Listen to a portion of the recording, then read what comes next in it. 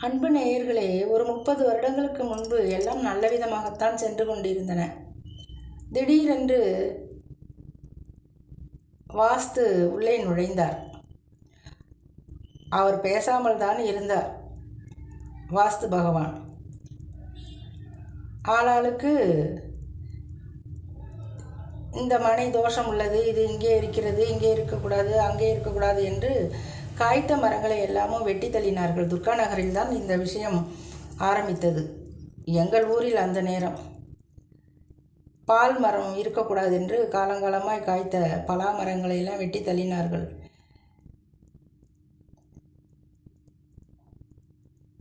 அதே காலகட்டத்தில் ஒரு பெரிய ஆலயத்தில் அம்மனின்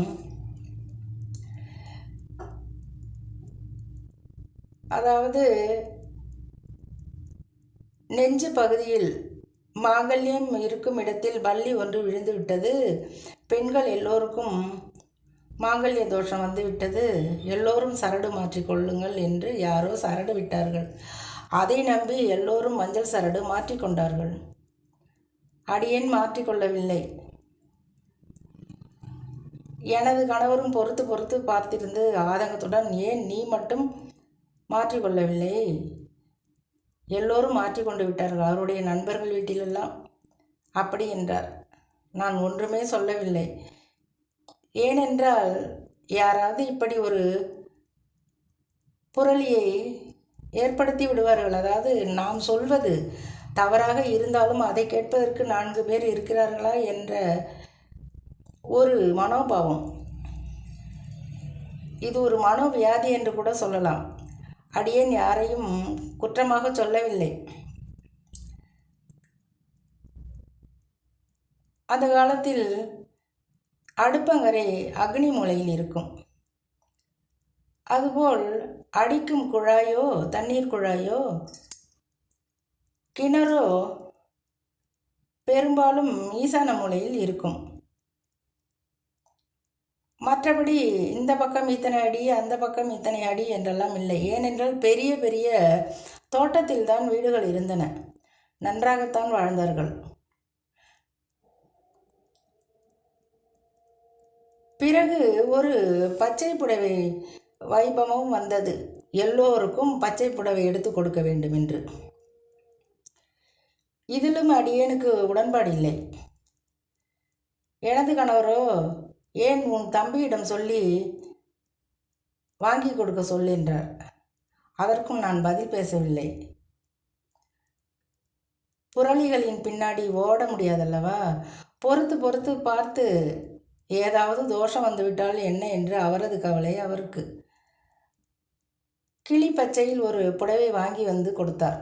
மிகவும் அழகாகத்தான் இருந்தன. 1க்கு 2 புடவைகள்.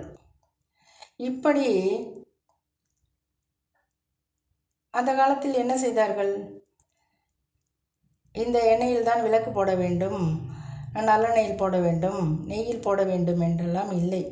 வீட்டில் என்ன எண்ணெய் இருக்கிறதோ அதை வைத்து தான் விளக்கேற்றினார்கள்.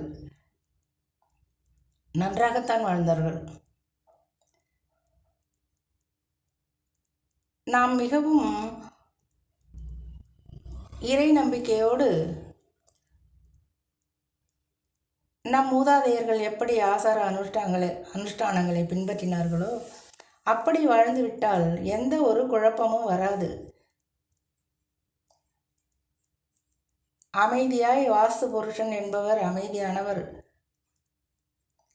அவரை அதிகம் தொந்தரவு பண்ணாமல் நாம் இருந்தோமே ஆனால், அதேபோல் பரிகாரம் என்று யார் சொன்னாலும் பின்னாடியே ஓடாமல், பரிகாரம் என்பது என்ன? நம் மனதில் தோன்றும் ஒரு விஷயம், அதற்கு என்ன செலவாகிவிடப் போகிறது?